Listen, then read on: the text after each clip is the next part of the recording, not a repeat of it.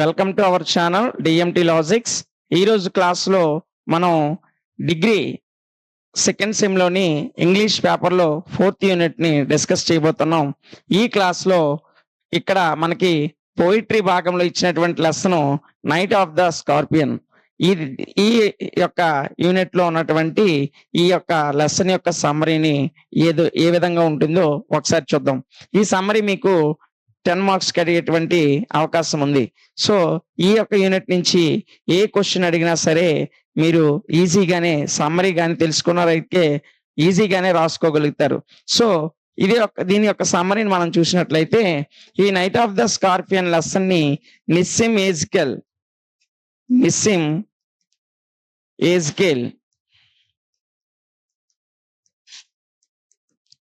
ఎజ్కేల్ అనేటువంటి కవి ఈ యొక్క లెసన్ ని రాయడం జరిగింది. ఈ నిస్సిమ్ ఎజ్కేల్ తన జీవితంలో జరిగినటువంటి ఒక సంఘటనని ఈ యొక్క knight of the scorpion lesson గా రాశాడు.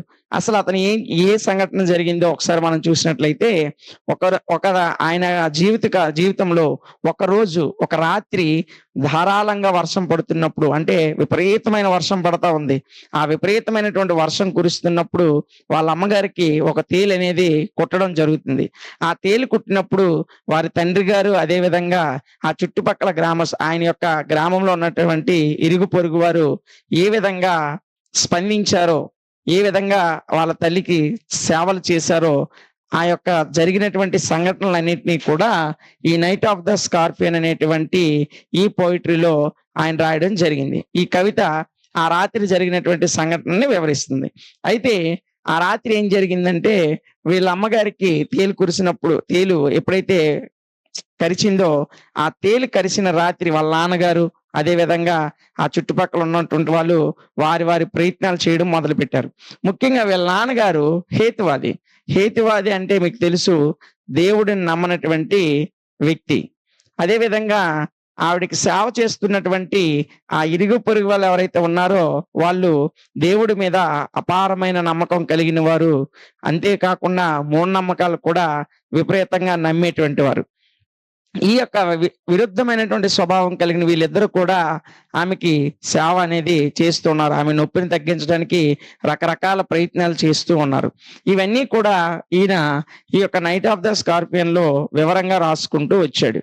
అయితే ఇతను కూడా దేవుడిని నమ్మకపోయినప్పటికి కూడా మందుల ద్వారా రోగం అనేది నయమవుతుందని నమ్మేటువంటి స్వభావం కలిగిన వ్యక్తి ఈ నిస్సిమ్ ఎజ్కేల్.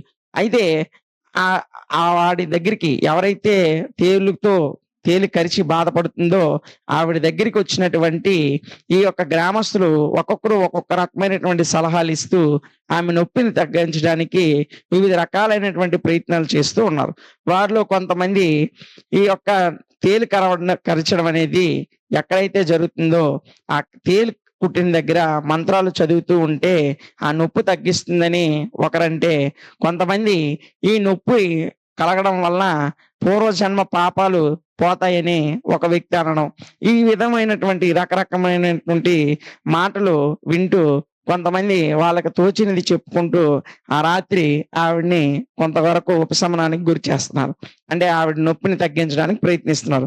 ఇంకొంతమంది మరొక రకంగా ఏమన్నారంటే, ఆ తేలు ఏదైతే కుట్టిందో ఆ తేలు కదలకుండా ఉంటే విషము బాడీలోకి స్ప్రెడ్ అవ్వకుండా ఉంటుందని చెప్పి ఆ తేలు ఎక్కడున్నా అని దాన్ని చంపడానికి వెతుకుతూ ఉంటే, అది ఎంత వెతికినా సరే వాళ్ళు కొవ్వొత్తులు, అదే విధంగా దీప బుడ్డీలు పట్టుకొని ఎంత వెతికినా సరే ఆ తేలు అనేది దొరకకపోయేసరికి దాని కొరకు వాళ్ళు ఎంతో సేపు ప్రయాసపడి వెతకడం చేస్తూనే ఉన్నారు. ఈ విధంగా ఆ రాత్రి ఆవిడ దగ్గరకు వచ్చిన వాళ్ళు ఒక్కొక్కరు ఒక రకంగా మాట్లాడుతూ, కొంతమంది కొన్ని విధాలైనటువంటి పనులు, అంటే తేలిని చంపడానికి లేకపోతే మంత్రాలు చదవడానికి ఈ విధమైనటువంటి పనులు చేస్తూ ఉన్నారు. సో ఈ నిస్సిమ్ ఎజ్కేల్ కి అలాంటి మూఢనమ్మకాల మీద నమ్మకం లేకపోయినప్పటికీ కూడా వారు తన తల్లి కోసం చేస్తున్నటువంటి ఆ ప్రయాసని కాదనలేక వారితో పాటు ఈ నిస్సిమ్ ఎజ్కేల్ కూడా వారిని ఏకీభవించడం జరిగింది. అయితే ఆ రాత్రి ఆయన బాగా అర్థం చేసుకున్న విషయం ఏంటంటే, ఒక వ్యక్తికి కష్టం వచ్చినప్పుడు ఆ కష్టంలో ఇతరులు వారు చేసేటువంటి సంస్కృతిపరమైనటువంటి విషయాలైతేనేమి, స్నేహము, సౌభ్రాతత్వం లాంటి విషయాలు వారి హృదయంలో నుంచి రావడాన్ని ఈయన గమనించి, మనుషుల మధ్య కష్టాలొచ్చినప్పుడు ఒకరిని ఒకరు ఆదుకోవడమే, ఒకరి బాధను ఒకరు పంచుకోవడమే నిజమైనటువంటి మానవతా దృక్పథమని ఈ నిస్సిమ్ ఎజ్కేలు ఆ రాత్రి తెలుసుకోవడం జరిగింది. ఆత్రేయ గారు చెప్పినట్లు మనసనేదే లేకపోతే మనిషికి ఎక్కడుంది చోటు అనే విధంగా ఈ యొక్క నిస్సిమ్ ఎజ్కేల్ గారు జీవితంలో ఆ రాత్రి చూసినటువంటి సన్నివేశం కూడా దాన్నే తెలియజేసింది. తన తల్లి తేలు కరిచి బాధపడుతుంటే అనేక మంది వారికి కలిగినటువంటిది, వారు చేస్తున్నది తప్పైనా ఒప్పైనా సరే ఆమె యొక్క బాధలో వారు కూడా పాలు పంపులు పంచుకోవడానికి ఆ బాధను తమ బాధగానే తీసుకొని ఆమెకు కొంతమంది ఏదో మంత్రాలు చదివినట్టు, లేదంటే ఆవిడకి ఏదో ఒకటి నొప్పిని తగ్గించడానికి ఏదైనా సరే మంటతో కాల్చినట్టు, లేదంటే కొంతమంది ఆ తేలిని చంపేస్తే ఆవిడ నొప్పి తగ్గుతుందని ఆ తేలిని వెతికే పనిలో, ఈ విధంగా ఒక్కొక్కరు ఒక్కొక్క రకమైనటువంటి పనుల్లో ఉండి ఆమెని విడిచిపెట్టి వెళ్ళిపోకుండా ఆ రాత్రి వాళ్ళు ఆవిడతోటే గడిపిన క్షణాలన్నింటినీ కూడా ఈ నిస్సిమ్ ఎజ్కేల్ ఈయన రాసినటువంటి నైట్ ఆఫ్ ద స్కార్పియన్ అనేటువంటి ఈ పోయిటరీలో వివరంగా రాశాడు. ఇది ఈ ఈ యొక్క లెసన్ యొక్క సమ్మరీ. సో ఇది చాలా ఈజీగా ఉన్నటువంటి కథ. దీన్ని 1కి 2 సార్లు మీరు విని ఒకసారి మీరు చదువుకున్నట్లయితే ఈజీగానే ఈ యూనిట్ లో నుంచి ఏ క్వశ్చన్ ఇచ్చినా సరే ఈ సమ్మరీ రాస్తే సరిపోతుంది. సో ఇంగ్లీష్ క్వశ్చన్స్ కి సంబంధించి ప్రతి లెసన్ యొక్క సమ్మరీని జాగ్రత్తగా విని ఆ కథని మీ సొంత మాటల్లో రాసిన దీని నుంచి వచ్చేటువంటి మార్క్స్, ఫుల్ మార్క్స్ అనేవి మీకు ఖచ్చితంగా పడతాయి. ఇదమ్మా ఇందులో వచ్చినటువంటి ఈ యొక్క లెసన్ యొక్క సమ్మరీ. సో ఇక్కడ క్వశ్చన్ ఏదైనా సరే క్వశ్చన్ అండ్ ఆన్సర్ వచ్చేటువంటి ఆస్కారం ఉంటే ఈ లెసన్ లో దీని నుంచి రావడానికి ఎక్కువ అవకాశం ఉంటుంది.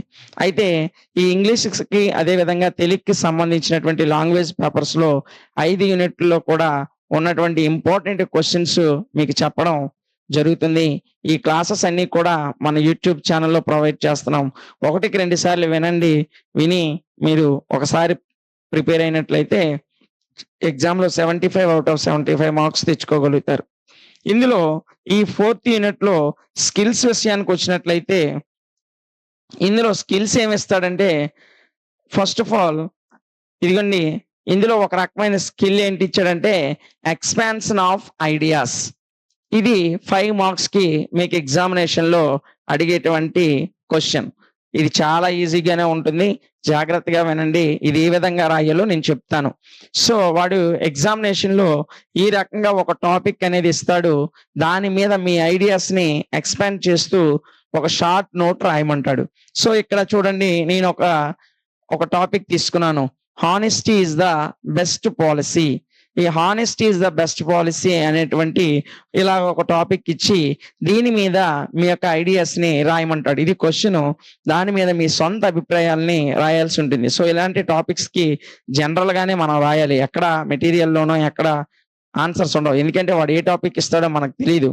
కాబట్టి దాంట్లో ఉన్నటువంటి మీనింగ్ ని అర్థం చేసుకొని వాడు ఏదైతే అడిగాడో ఆ అడిగినటువంటి విషయాన్ని మనం మన సొంత మాటల్లో రాయడమే ఈ ఎక్స్పెన్షన్ ఆఫ్ ఐడియాస్. సో నేను ఈ టాపిక్ ని ఏ విధంగా రాశానో ఒకసారి చూడండి. Honesty is the best policy. నిజాయితీ అనేది ఒక గొప్ప విషయము, ఒక గొప్ప విధానము అనేటువంటి దాని మీద ఏ విధంగా రాస్తామంటే, హానెస్టీ ఈజ్ ఏ కమెండబుల్ విర్ట్యూ. ఇది ప్రశంసించదగినటువంటి ఒక ధర్మము, అంటే ఎవరైనా సరే మెచ్చుకోవలసినటువంటి ఒక గొప్ప లక్షణం. This applies to every person. ఇది ప్రతి వ్యక్తికి కూడా అప్లై అవుతుంది. అదే విధంగా at any time and in all situations. ప్రతి పరిస్థితుల్లో, ఏ విధమైన పరిస్థితులు ఎదురైనప్పటికీ కూడా, ఎలాంటి సమయంలోనైనా ప్రతి వ్యక్తికి అప్లై చేయగలిగినటువంటి ఒక గొప్ప లక్షణమే హానెస్టీ. నిజాయితీ అనేది ఎలాంటి సందర్భంలోనైనా, ఎలాంటి కాల పరిస్థితుల్లోనైనా సరే ప్రతి వ్యక్తి తప్పనిసరిగా పాటించవలసినటువంటి ఒక గొప్ప లక్షణమే హానెస్టీ, నిజాయితీ. అయితే honesty requires patience, courage, readiness to face difficulties. అంటే మనకి ఏవైనా సరే డిఫికల్టీస్ ఎదురైనప్పుడు, అంటే వ్యతిరేకమైనటువంటి పరిస్థితులు, మనకి అనుకూలం కానటువంటి పరిస్థితులు ఎదురైనప్పుడు మనలో ఉన్నటువంటి నిజాయితీ వాటిని ఎదుర్కోవడానికి ఒక సిద్ధపడేటువంటి మనస్తత్వాన్ని ఇస్తుంది. అదే విధంగా కరేజ్ ఇస్తుంది, అంటే ధైర్యాన్ని ఇస్తుంది.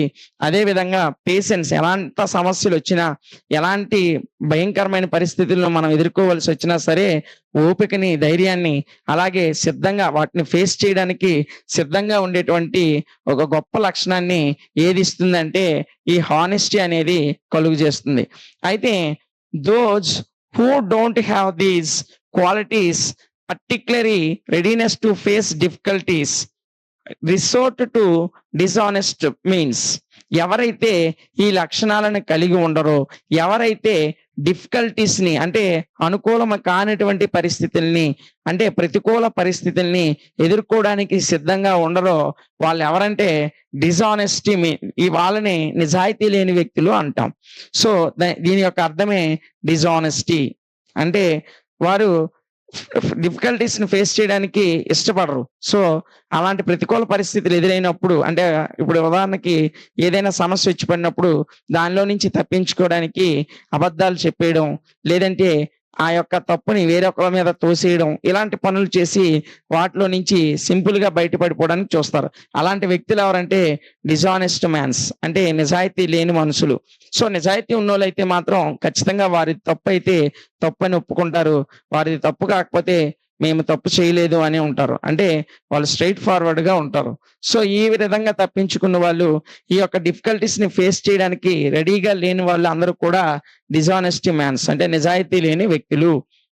అయితే ఈ డిజానెస్టీ అనేది ఏం చేస్తుందంటే that provides them material success for short terms. ఈ యొక్క నిజాయితీ లేకుండా అన్యాయంగా ప్రవర్తించడం అనేది ఆ యొక్క చిన్న చిన్న పరిస్థితుల్లో మనుషుల్ని కాపాడిస్తుంది. అంటే ఇప్పుడు ఉదాహరణకి మనం ఏదైనా సరే ఒక శిక్ష నుంచి తప్పించుకోవడానికి, లేదా ఒక నింద నుంచి తప్పించుకోవడానికి అబద్ధం ఆడేయొచ్చు.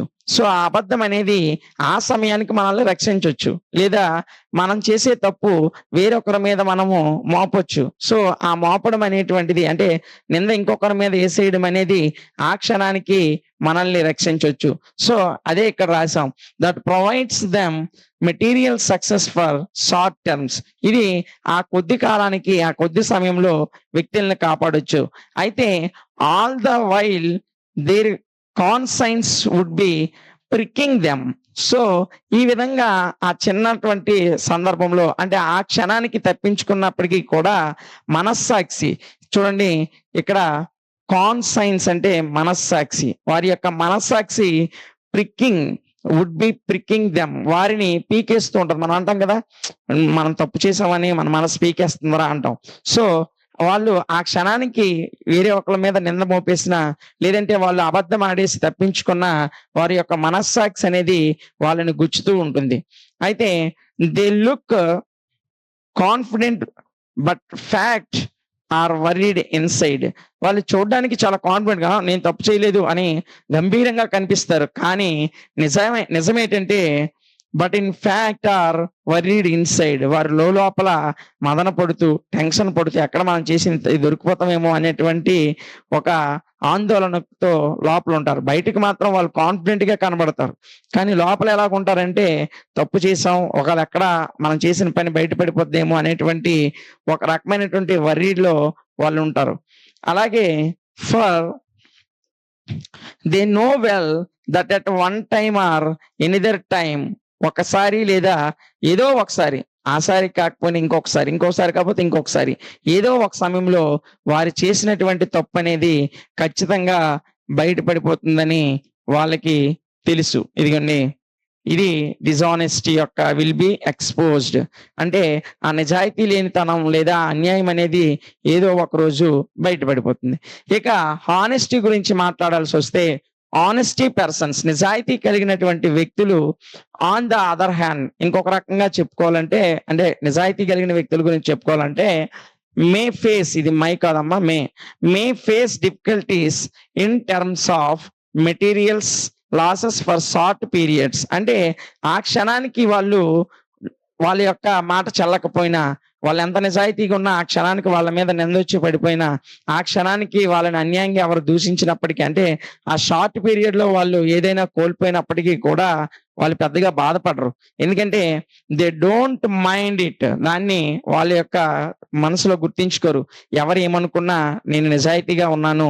ఎవరు ఎన్నైనా అనుకున్నా నేను దేవుని ఎదుట లేకపోతే నా మనస్సాక్షికి నేను మంచిగానే ఉన్నానని ఒక కాన్ఫిడెంట్‌తో, ఒక దృఢమైనటువంటి విశ్వాసంతో వాళ్ళుంటారు. So, their conscience is always clear. వారి యొక్క మనస్సాక్షి అనేది ఎప్పుడు క్లియర్‌గా ఉంటది. ఇప్పుడు చెప్పాను కదా! సో, తప్పు చేసిన వాడు బయటికి కాన్ఫిడెంట్‌గా కనబడినప్పటికీ వాడి యొక్క మనస్సాక్షి ప్రికింగ్ అంటే గుచ్చుకుంటూ ఉంటుంది. అమ్మో! తప్పు చేశాం దొరికిపోతామేమో అని. కానీ ఈ హానెస్టీ పర్సన్స్ ఎప్పుడు కూడా వాళ్ళ యొక్క కాన్షియన్స్ అనేది అంటే వారి మనస్సాక్షి అనేది చాలా క్లియర్‌గా ఉంటుంది. మనం తప్పు చేయలేదు. ఏది జరిగితే అది జరగని. మనం చేసినటువంటి నిజాయితీ మనం మనం బ్రతికినటువంటి నిజాయితీ కలిగినటువంటి ఈ బ్రతుకే మనల్ని కాపాడుతుందనేటువంటి ఒక దృఢమైనటువంటి కాన్ఫిడెన్స్‌తో, మంచి సెల్ఫ్ కాన్ఫిడెన్స్‌తో వాళ్ళు ఉండడం జరుగుతుంది. అయితే they are never worried about possibles exposures. వాళ్ళు ఎప్పుడూ కూడా వాళ్ళు దేని గురించి అంటే మనం చేసింది దొరికిపోద్దేమేమో, మనం చేసిన తప్పు బయట పడిపోద్దేమో అనేటువంటి వర్రీడ్‌తో ఉండరు. ఎందుకంటే వాళ్ళు హానెస్టీగా ఉన్నారు. ఎలాంటి తప్పు చేయలేదు. కాబట్టి రేపేం జరుగుతదో, ఎల్లుండి ఏం జరుగుతదో, ఈరోజు కాకపోతే రేపైనా మనం బయట పడిపోతామేమో అనే విషయము అనేటువంటి టెన్షను వీళ్ళకుండదు. అదే తప్పు చేసిన వాళ్ళు బయటకి కాన్ఫిడెంట్‌గా ఉన్నప్పటికి కూడా వాళ్ళు ఎప్పుడు దొరికిపోతామో ఏమో అని ఒక వర్రీనెస్‌లో అంటే వాళ్ళ యొక్క టెన్షన్‌తో ఉంటారు. సో, ఇది వీళ్ళిద్దరికి ఉన్నటువంటి difference. For they have always been straightforward. అంటే ఈ నిజాయితీ కలిగిన వ్యక్తులు ఎల్లప్పుడూ కూడా స్ట్రెయిట్ ఫార్వర్డ్‌గా ఉంటారు. అంటే అవునంటే అవును, కాదంటే కాదు అన్నట్టుగా ఉంటారు. ఒక విషయము వాళ్ళు తప్పు చేస్తే తప్పు చేశామని ఒప్పుకుంటారు. తప్పు చెయ్యకపోతే చెయ్యలేదని గంభీరంగా చెప్పగలుగుతారు. సో, వాళ్ళెప్పుడు కూడా స్ట్రెయిట్ ఫార్వర్డ్‌గా ఉంటారు. ఈ అన్ని రీజన్స్ కూడా thus honesty proves to be the best policy. ఈ అన్ని విషయాలను బట్టి నిజాయితీ అనేది అన్నిటికన్నా ఒక గొప్ప మంచి విధానము. అదే విధంగా అన్‌డౌటెడ్‌లీ అండ్ యూనివర్సల్లీ టూ విశ్వవ్యాప్తంగా ఎక్కడైనా ప్రపంచంలో ఎక్కడైనా సరే అన్‌డౌటెడ్‌లీ ఎలాంటి అనుమానం లేకుండా ఈ నిజాయితీ అనేది ఒక మంచి విధానం. మనం నిజాయితీగా ఉంటే ఆ నిజాయితీ మనల్ని ఖచ్చితంగా కాపాడుతుందని ఈ మొత్తము ఈ యొక్క ఆడు ఏదైతే మ్యాటర్ ఇచ్చాడో దానికి సంబంధించి సొంతంగా ఒక షార్ట్ నోట్ అనేది తయారు చేయడం జరిగింది. ఇదే విధంగా మీకు ఎగ్జామ్‌లో వాడు ఏం చేస్తాడంటే ఒక టాపిక్ ఇచ్చి దాన్ని ఎక్స్‌పాండ్ అని చెప్తాడు. ఇది ఎగ్జామినేషన్‌లో మీకు 5 మార్క్స్‌కి ఉంటుందమ్మా. సో, దీన్ని ఒక 6-7 లైన్స్ మీరు రాయగలిగితే అంటే సాధారణంగా ఒక పేజ్ రాయగలిగితే 5 మార్క్స్ అనేవి ఈజీగానే తెచ్చుకోవడం. ఒక 6-7 చిన్న చిన్న పారాస్ రాస్తే సరిపోతుంది. లేదంటే ఒక పెద్ద పారాస్ 2 రాస్తే సరిపోతుంది. దీని మీద అసలు ఆడేమడిగాడు? దాని యొక్క మీనింగ్ ఏంటి? సో, దానివల్ల మనుషులకి ఏ విధమైన ఉపయోగం ఉంది? అసలు ఒక జనరల్ ఐడియాకి రావాలి. ఆ జనరల్ ఐడియాకొచ్చి దాన్ని వివరించుకుంటూ ఎంతైనా రాసుకోవచ్చు. మీ సొంత మాటల్లోనే రాయొచ్చు. సో, వాడు ఎగ్జామ్‌లో ఏదడుగుతాడో ఎవరికీ తెలీదు. ఎగ్జామ్ పేపర్ తయారు చేసినోడికే తెలుస్తుంది. ఇది ఎక్స్‌పాండ్ చేయడం అంటే వాడిచ్చినటువంటి టాపిక్‌ని మన సొంత మాటల్లో మనం వివరించడం. సో, ఇది ఎగ్జామ్‌కి 5 మార్క్స్‌కి ఉంటుందమ్మా. ఈరోజు క్లాస్‌లో మనం డిగ్రీ సెకండ్ సెమ్ ఇంగ్లీష్ పేపర్‌లో 4th యూనిట్‌లోని ఇంపార్టెంట్ 5 మార్క్స్ డిస్కస్ చేస్తున్నాం.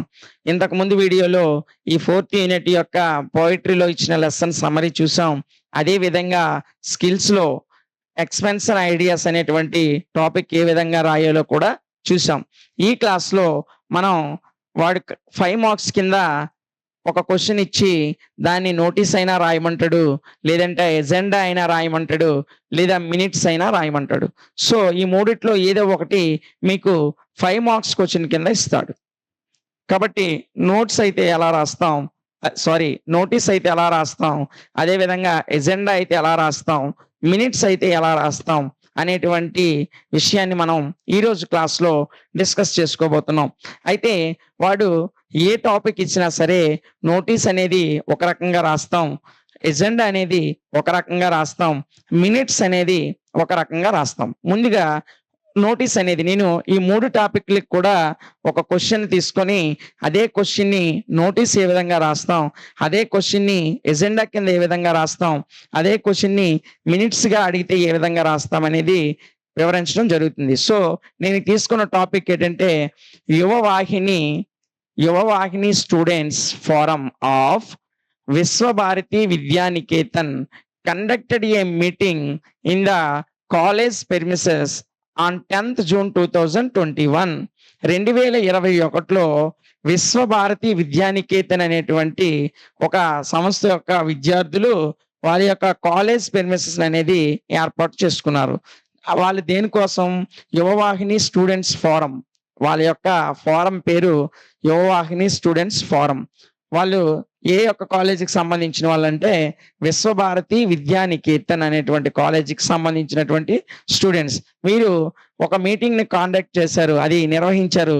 ఆ మీటింగ్‌కి సంబంధించి నోటీస్ అయితే ఏ విధంగా రాస్తాం? ఆ మీటింగ్‌కి సంబంధించిన ఎజెండా అయితే ఏ విధంగా రాస్తాం? ఆ మీటింగ్‌కి సంబంధించిన మినిట్స్ అయితే ఏ విధంగా రాస్తామో ఇప్పుడు మనం చూద్దాం. సో, జాగ్రత్తగా చూడండి. ఫస్ట్ నోటీస్ అమ్మా. సో, నోటీస్ అనేది ఈ విధంగా రాస్తాం. So, first Yuvavahini students forum. వాళ్ళు ఏ ఫోరమో ఆ ఫోరంని మెయిన్ హెడ్డింగ్‌లో ఫస్ట్ రాస్తాం. ఆ తర్వాత వాళ్ళు ఏ సంస్థకి చెందినవారో విశ్వభారతి విద్యానికేతన్ వాళ్ళ సంస్థ యొక్క పేరు రాస్తాం. సో, వాడి టాపిక్‌లో ఏదైనా సరే అది ఎక్కడుందో ఆ యొక్క లొకేషన్ గాని, అంటే అది ఏ ప్రాంతంలో ఉందో లొకేట్ చేస్తే వాడిచ్చినటువంటి పేరు రాస్తాం. లేదంటే మనం ఏదో ఒక పేరు రాసుకుంటాం. ఈ విధంగా హెడ్డింగ్ ఉండి దాని కిందన నోటీస్ అని రాస్తాం. సో, ఇది ఏ సంస్థకు సంబంధించిన నోటీసో చెప్పాలి కాబట్టి ముందు ఆ యొక్క ఫోరం లేదంటే సంస్థ ఇక్కడ 2 ఇచ్చాడు కాబట్టి ఆ ఫోరం నేమ్ నేను ఫస్ట్‌లో రాసి తర్వాత ఆ కాలేజ్ నేమ్ రాశాను. అది ఏ ప్రాంతంలో ఉందో ఆ ప్రాంతం నేమ్ వాడిచ్చినా ఇవ్వకపోయినా వాడిస్తే వాడు ఏ నేమ్ ఇచ్చాడో ఆ ప్లేస్ ఇక్కడ రాస్తాం. ఇవ్వకపోతే మనకు నచ్చినటువంటి ఏదో ఒక ప్లేస్ రాస్తాం. రాసి నోటీస్ అని హెడ్డింగ్ పెడతాం. హెడ్డింగ్ పెట్టిన తర్వాత పేపర్ యొక్క రైట్ సైడ్‌లో డేట్ అనేది ఏసాం. సో, వాడు క్వెషన్‌లో ఆ మీటింగ్ ఎప్పుడు కండక్ట్ చేస్తాం అన్నాడంటే జూన్ 10వ తేదీన కండక్ట్ చేస్తాం అని చెప్పాడు. సో, నోటీస్ ఎప్పుడు ఇస్తాం? సాధారణంగా ఒక 1 వీక్ ఆర్ 10 డేస్ ముందు ఇస్తాం. సో, కాబట్టి అది జూన్ 10వ తేదీ కాబట్టి నేను ఒక 10 రోజుల ముందునే డేట్ తీసుకున్నాను. సో, డేట్ ఏదైనా ఇవ్వచ్చు. కానీ ఇక్కడ ఉన్నటువంటి సేమ్ డేట్ అనేది నోటీస్‌లో రాయకూడదు.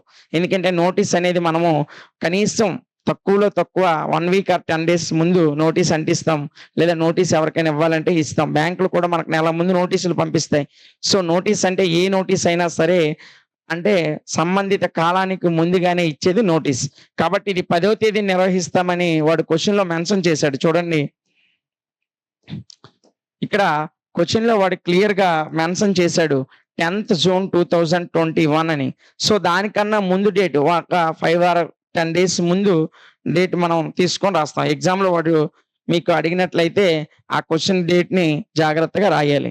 సో, రైట్ సైడ్ టాప్‌లో డేట్ రాసాం. రాసి నోటీస్ అక్కడ వాడి ఏదైతే ఉందో అదే విషయాన్ని నోటీస్ కింద రాస్తాం. చూడండి. A meeting is to be conducted at 11 AM. So, ఇక్కడ టైం మన ఇష్టమే. అందులో వాడు మెన్షన్ చేయలేదు. మీటింగ్ అనేది 11 గంటలకి లేకపోతే నువ్వు 10 AM అనుకుంటే 10 AM అని రాసుకో. సో, 11 AM ఏ రోజో వాడు డేట్ ఇచ్చాడు కాబట్టి ఆ డేట్ రాశాను. ఆన్ 10/6 అంటే జూన్ 10th 2021 10/6/2021 ఉదయం 11 గంటలకి AM అంటే ఉదయం కదమ్మా 11 గంటలకి కండక్ట్ చేస్తున్నాం. ఎక్కడ కండక్ట్ చేస్తున్నాం? In our forum. In our forum అంటే వీళ్ళు విశ్వవాహిని స్టూడెంట్స్ ఫోరం కాబట్టి వాళ్ళ ఫోరంలో in forums office in our college మా కాలేజీలో ఉన్న మా యొక్క ఫోరం ఆఫీస్‌లో దీన్ని కండక్ట్ చేస్తున్నాం. టు అప్రూవ్ చూడండి. To approve last years financial report and to initiate the election process of the new body for 2021-22. ఇది దేనికోసం? దేన్ని అప్రూవ్ చేయడానికి? లాస్ట్ ఇయర్ ఫైనాన్షియల్ రిపోర్ట్‌ని అప్రూవ్ చేయడానికి. సో, అప్రూవ్ ఈ యొక్క మొత్తం మీటింగ్ దేనికోసం అంటే లాస్ట్ ఇయర్ ఫైనాన్షియల్ ఇక్కడ ఏ టాపిక్ అయినా మీరు రాసుకోవచ్చు. సో, ఇక్కడ నేను ఈ స్టూడెంట్స్ ఫోరం కాబట్టి స్టూడెంట్ ఫోరంలో ఎవ్రీ ఇయర్ ఎలక్షన్స్ జరుగుతాయి. సో, ఆ ఎలక్షన్‌లో బాడీ ఏదైతే ఎన్నుకోబడతదో, ఆ ఎలక్షన్ బాడీలో ఎన్నుకున్నటువంటి ప్రెసిడెంట్ గాని, లేదా వైస్ ప్రెసిడెంట్ గాని, మెంబర్స్ గాని ఆ ఇయర్ ఫైనాన్షియల్ స్టేటస్ మొత్తం వాళ్ళే చూసుకుంటారు. కాబట్టి ఈ మీటింగ్ దేనికి కండక్ట్ చేశారంట? లాస్ట్ ఇయర్ ఫైనాన్షియల్ రిపోర్ట్‌ని అప్రూవ్ చేయడానికి మరియు to initiate the election process అంటే నెక్స్ట్ ఇయర్ జరగబోతున్నటువంటి అంటే తర్వాత వచ్చేటువంటి ఎలక్షన్ ప్రాసెస్ గురించి, అలాగే కొత్త బాడీ ఎంపిక గురించి ఎప్పుడు 2021, 22. సో, ఇది ఆల్రెడీ 2021 జూన్ 10.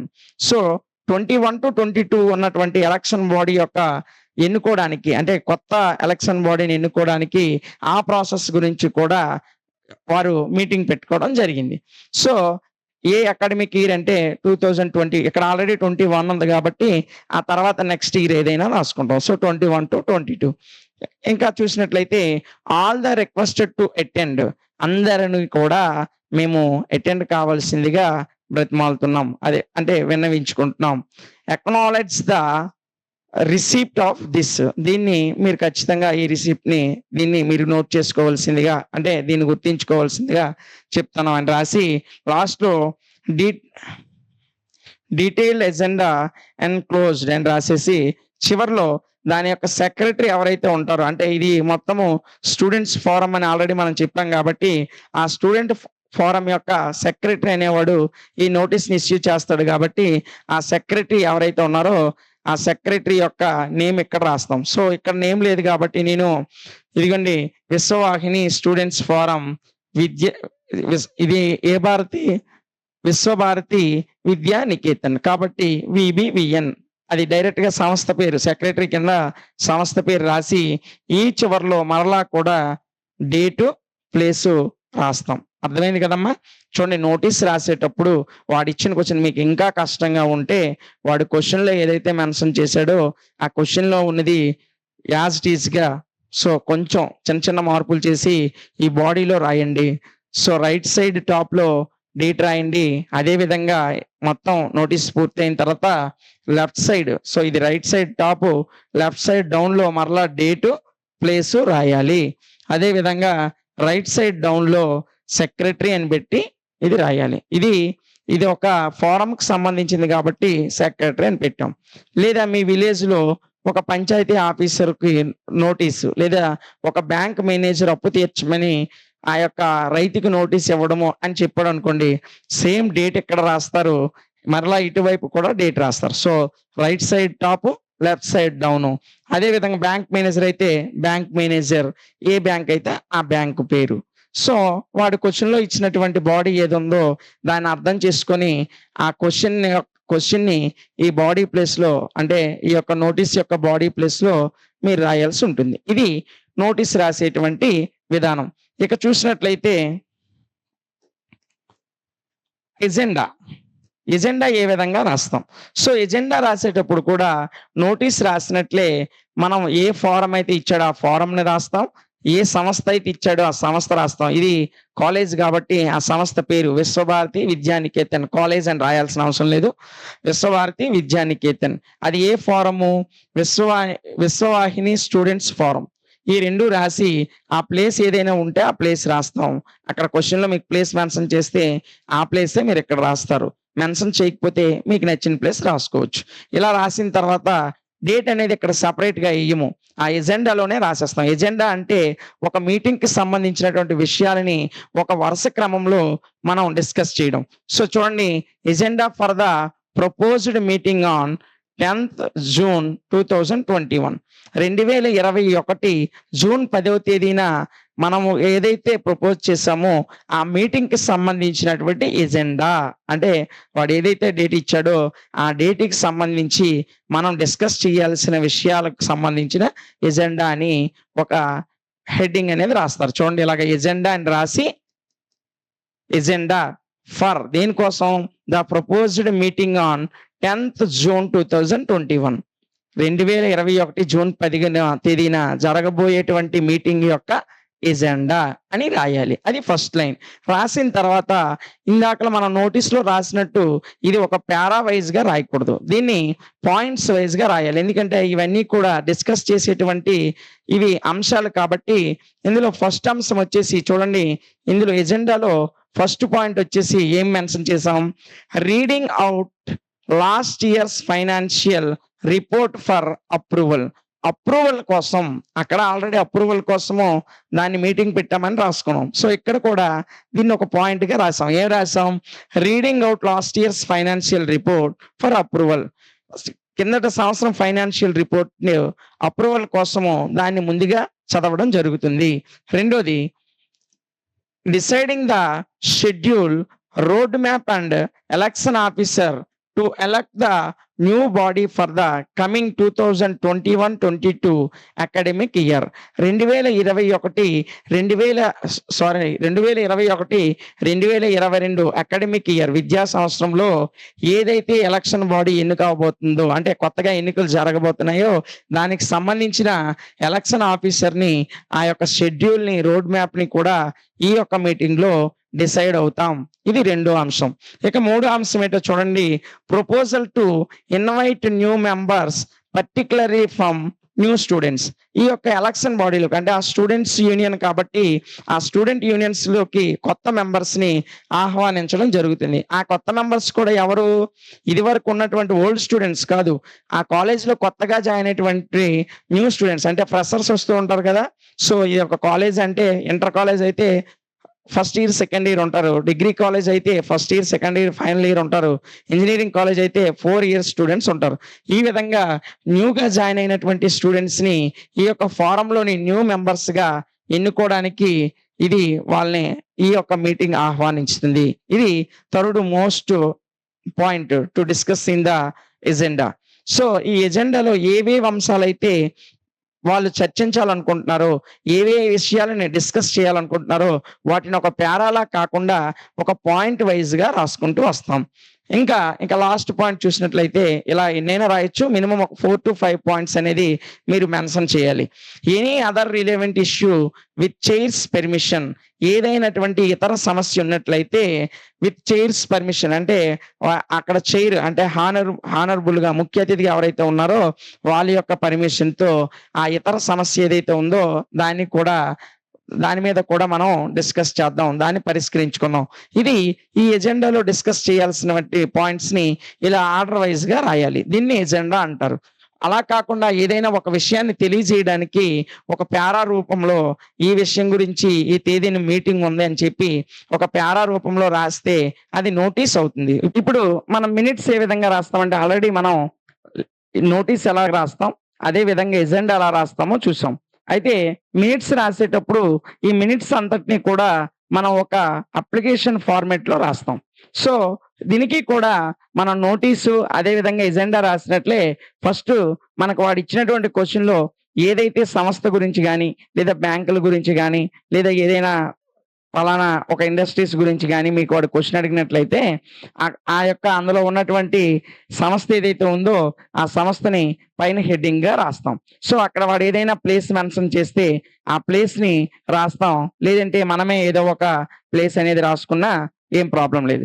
అయితే ఇక్కడ నోటీస్‌లో మనం ఏం రాస్తాం? ఒక పారాలా రాసి రైట్ సైడ్ టాప్‌లో డేట్ రాసాం. అదే విధంగా లెఫ్ట్ సైడ్ డౌన్‌లో డేట్ రాసి సెక్రటరీ పేరుతో ముగించాం.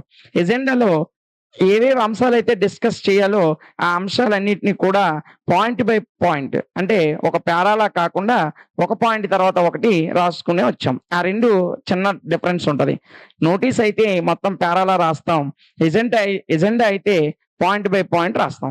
ఇక్కడ మినిట్స్‌కొచ్చేసరికి ఒక అప్లికేషన్ లాగా, అంటే ఇది ఆల్రెడీ ఆ మీటింగ్ జరిగిపోయిన తర్వాత ఆ మీటింగ్ ఏ విధంగా జరిగింది, స్టార్టింగ్ నుంచి ఎండింగ్ వరకు ఉన్నటువంటి ముఖ్యమైన విషయాల్ని మినిట్స్‌లో రాస్తాం. మినిట్స్ అంటే ముఖ్యాంశాలు అని అర్థం. సో ఆ మీటింగ్‌లో జరిగినటువంటి ముఖ్యమైనటువంటి అంశాలన్నింటినీ కూడా మనం ఈ విధంగా ఒక అప్లికేషన్ లాగా ఆ రోజు ఏం జరిగింది, ఎవరు అధ్యక్షత వహించారు, ఎవరు వెల్కమ్ గ్రీటింగ్ చెప్పారు, లేదా ఎవరు ఔట్ ఆఫ్ థాంక్స్ చెప్పారు అనేటువంటి విషయాలని ఒక అప్లికేషన్ లాగా step by step side headings పెట్టుకుంటూ మనం రాస్తాం. చూడండి ఇదే టాపిక్‌కి మినిట్స్ ఏ విధంగా రాస్తామంటే చూడండి, మినిట్స్ ఆఫ్ అంటే ఇవి ఎప్పుడు minutes? 10th June 2021 meeting of YVSF VBVN అంటే యువవాహిని స్టూడెంట్స్ ఫోరం విశ్వభారతి విద్యానికేతన్ యొక్క 2021 జూన్ 10న జరిగినటువంటి మీటింగ్స్ యొక్క మినిట్స్. సో ఏదైతే వాడు క్వెషన్‌లో మెన్షన్ చేశాడో ఆ డేట్ ఇచ్చి ఆ రోజు జరిగినటువంటి మీటింగ్ యొక్క మినిట్స్ ముఖ్యాంశాలు. నెక్స్ట్ రెండో కాలమ్‌లో ఏం రాస్తామంటే ఇన్ ద చైర్ అంటే దానికి ముఖ్య అతిథి లేదా ఎవరైతే అధ్యక్షత వహించారో వారి యొక్క పేరు అనేది ఇక్కడ రాస్తాం. వాడు క్వెషన్‌లో ఇవ్వకపోయినా నేను ఇక్కడ ఒక పేరు రాశాను వీణా మాధురి అని.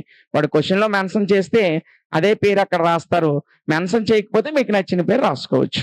అదే విధంగా ఏదైతే సంస్థ ఈ యొక్క మీటింగ్‌ని కండక్ట్ చేస్తుందో ఆ సంస్థ యొక్క పేరు ప్రెసిడెంట్ దగ్గర రాస్తారు. లేదంటే ఆ సంస్థ పేరైనా రాయొచ్చు, వ్యక్తి పేరైనా రాయొచ్చు. క్వెషన్‌లో మెన్షన్ చేయకపోతే ప్రెసిడెంట్ అని పెట్టి ఎవరి పేరైనా రాసుకోవచ్చు. ఇక థర్డ్ వన్ వచ్చేసి మెంబర్స్ ప్రెజెంట్. ఆ మీటింగ్‌కి ఎంతమంది మెంబర్స్ హాజరయ్యారు, ఎంతమంది ప్రెజెంట్ అయ్యారో ఆ యొక్క విషయాన్ని మనం థర్డ్ కాలమ్‌లో రాస్తాం. ఇక్కడ ఏం రాశానంటే ఆల్ ద 28 మెంబర్స్ ఆఫ్ వైవీఎస్ఎఫ్ ఈ యువవాహిని స్టూడెంట్స్ ఫోరంలో ఉన్నటువంటి 28 మెంబర్స్ కూడా హాజరయ్యారు. సో అందరూ హాజరయ్యారు కాబట్టి నాలుగో కాలమ్‌లో ఏం రాశాను చూడండి. నంబర్ ఆఫ్ ఆబ్సెంట్స్ అంటే హాజరు కాని వాళ్ళు ఎంతమంది అంటే ఎవ్వరు హాజరు కాకుండా ఉండలేదు. అందరూ హాజరయ్యారు. కాబట్టి నన్నని రాశాను. లేదు మీరు మీ ఇష్టమే అక్కడ వాడు అదంతా డీటెయిల్‌గా ఇవ్వలేదు. మీరు ఏది రాసినా రైటే కాబట్టి ఓ 20 మెంబర్స్ ప్రెజెంట్, ఓ 5 మెంబర్స్ ఆబ్సెంట్ మీ ఇష్టమే. కొంచెం ఎక్కువ మ్యాటర్ రావాలనుకుంటే రాసుకోవచ్చు. లేదు మనకు టైం చాలట్లేదంటే నన్నని పెట్టుకొని వెళ్ళిపోవచ్చు. ఇక ఆ రోజు మీటింగ్ ఏ విధంగా జరిగింది అనే విషయాన్ని ఒక 5-6 పాయింట్లు కిందన మినిట్స్ రూపంలో అంటే ఎజెండాలో ఎలాగైతే ఒక్కొక్క పాయింట్ రాశారో అదే విధంగా ఇక్కడ కూడా రాస్తారు. కాకపోతే ఎజెండాలో ముందు ఈ యొక్క ఇంట్రడక్షన్ ఇన్ఫర్మేషన్ ఉండదు. అక్కడ ఓన్లీ పాయింట్స్ ఉంటాయి. అక్కడ ఏంటి మీటింగ్ జరగడానికి ముందు ఏవేవైతే మీటింగ్‌లో డిస్కస్ చేస్తామో ఆ పాయింట్స్‌ని ఎజెండాలో రాస్తాం. అలా కాకుండా మీటింగ్స్ జరిగిన తర్వాత ఏ విషయాలు జరిగాయో అవి మినిట్స్‌లో రాస్తాం. ఈ చిన్న డిఫరెన్స్ ఎజెండాకి, మినిట్స్‌కి ఉంటుంది. ఎజెండాలో మీటింగ్ ఎప్పుడైతే జరగబోతుందో ఆ మీటింగ్‌లో మనం ఏవైతే డిస్కస్ చేయాలనుకుంటామో ఆ అంశాలని ఎజెండాలో రాస్తాం. మీటింగ్ జరిగిన తర్వాత ఏ విషయాలను డిస్కస్ చేశామో ఆ విషయాలని మినిట్స్‌లో రాస్తాం. ఈ స్మాల్ డిఫరెన్స్ అనేది మీరు గుర్తుపెట్టుకోవాలి. సో వాడు రేపు ఎగ్జామ్‌లో 3 అడగడు. అయితే ఒకటి ఎజెండా అయినా అడుగుతాడు, లేదంటే మినిట్స్ అయినా అడుగుతాడు, లేదంటే నోటీస్ అయినా తయారు చేయమని అడుగుతాడు. ఎందుకంటే ఇది 5 మార్క్స్ క్వెషన్ కాబట్టి ఏదో ఒకటే ఈ 3 ప్రాసెస్‌లు మీరు నేర్చుకుంటే ఈ 3 ప్రాసెస్‌లో ఏదో ఒకటి 5 మార్క్స్ మీకు అడగడం జరుగుతుంది. అయితే చూడండి నేను మినిట్స్‌లో ఫస్ట్ పాయింట్ ఏం రాశాను. The meeting of this academic year opened with an inspiring welcome address by secretary Subhash Santoshi. Subhash Santoshi చేత ఈ యొక్క అకాడమిక్ ఇయర్ మీటింగ్ అనేది ఒక మంచి ఇన్స్పైర్డ్ వెల్కమ్ అడ్రస్ తో ప్రారంభమైంది. అంటే వెల్కమ్ అడ్రస్ ఎవరు చెప్పారంటే సుభాష్ సంతోషి చెప్పింది.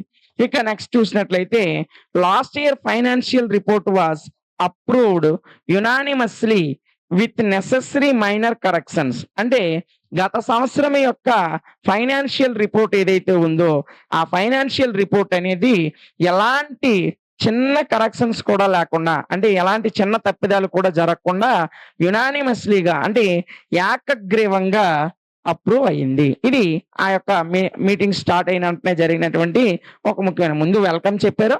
మీటింగ్ స్టార్ట్ అయింది. ఆ మీటింగ్ లో వాళ్ళు చేసినటువంటి మొదటి పని లాస్ట్ ఇయర్ యొక్క అకాడమిక్ ఇయర్ రిపోర్ట్ ఏదైతే ఉందో ఫైనాన్షియల్ రిపోర్ట్ దాన్ని అప్రూవ్ చేశారు.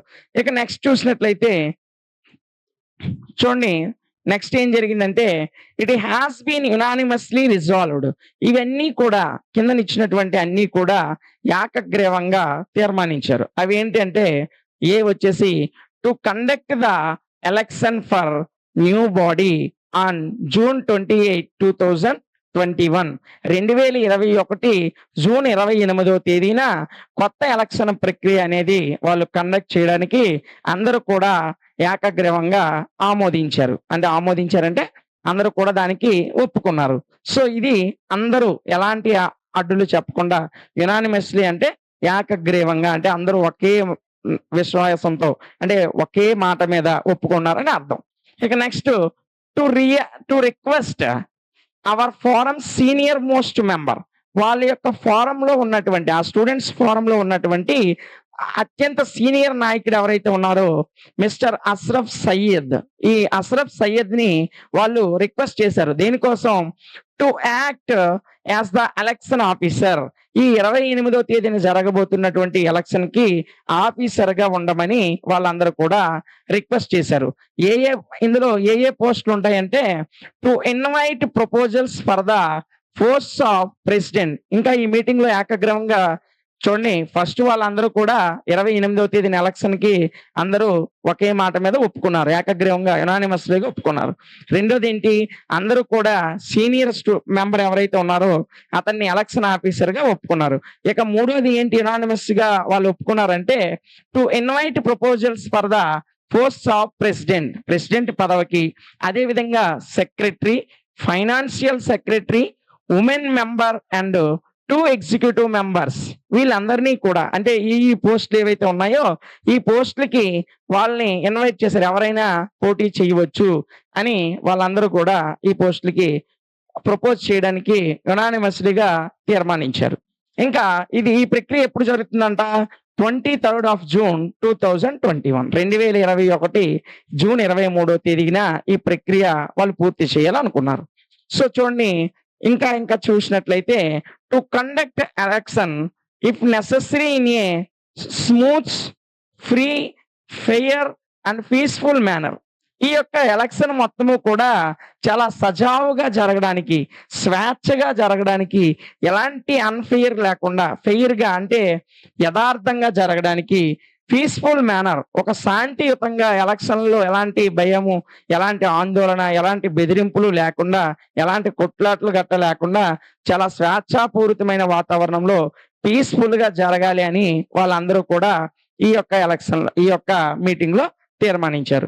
ఇంకా మనం చూసినట్లయితే it has been unanimously resolved to invite new members with a view to make our body a 50 members all inclusive body.